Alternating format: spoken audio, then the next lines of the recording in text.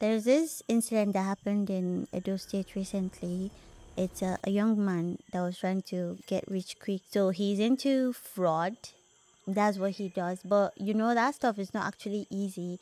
You have to do it for months and years, sometimes even before it clicks. So some of them end up going the diabolical route. So this guy went to see a native doctor. That's what they call them, a native doctor.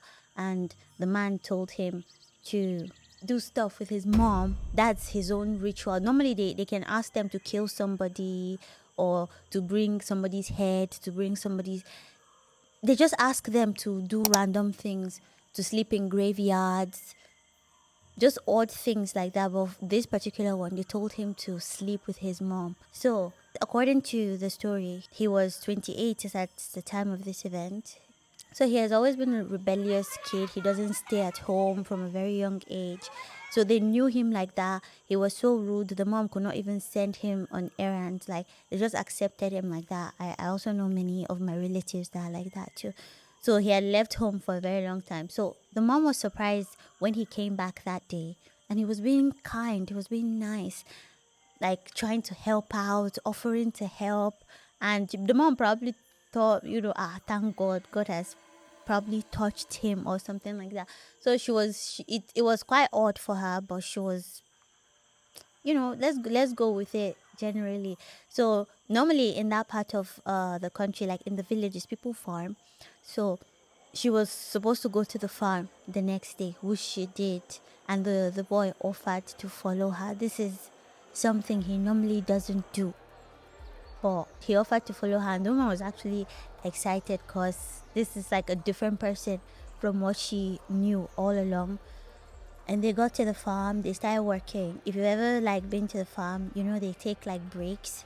So after working for a while and they took a break to rest, and the boy came and sat close to the mom and started touching her and stuff.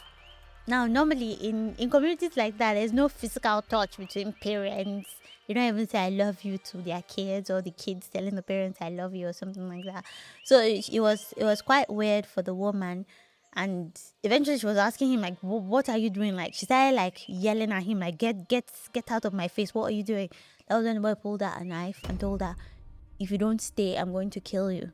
So of course the woman got scared, and she stayed, and the boy did whatever he wanted to do. The native doctor that told him to do that gave him a white handkerchief that if he's done, he should clean his mom's private part and bring the handkerchief to the shrine. So, which was what he did. When they got home, normally the other siblings, they said the way the mom serves food for everybody, she serves it like in twos, for like they eat together. Basically, one person doesn't eat alone.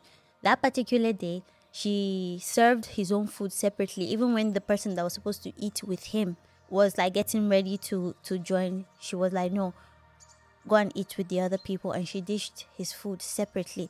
He was also surprised that she did that, but he just thought maybe she's angry with me based on what I just did, and she doesn't like want me to mix with the rest of the kids or something like that. And she gave him the food. After eating, the boy started feeling weird. Eventually he died. So when he died, that was when the siblings, like, they raised alarm, because boy was a little bit dramatic. Before he died, he was like shouting and stuff out of pain for like what she put in the food for him to eat. And the rest of the siblings started like, if you've lived in the village normally, you know that everybody's business. Once there's a little bit of commotion, that place will be packed immediately.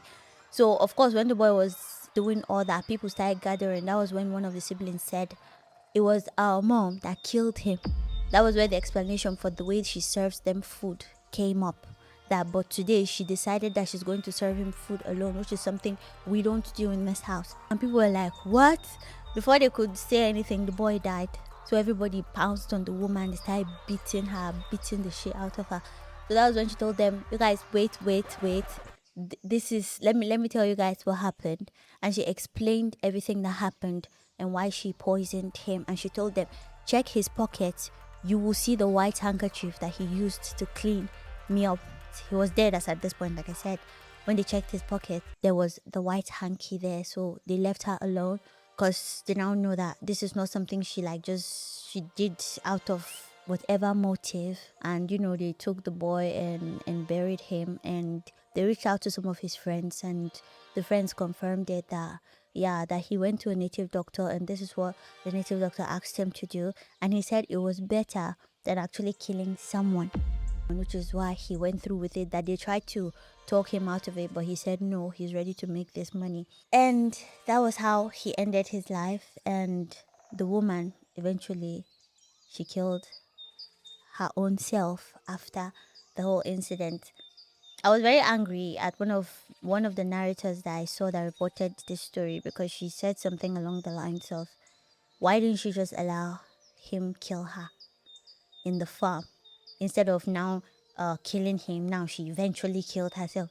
I hate when people are so inhumane to a point where they talk as if people are robots. They just remove the human element simply because they were not the ones in that situation. They're so quick to decide what should be done and what shouldn't be done.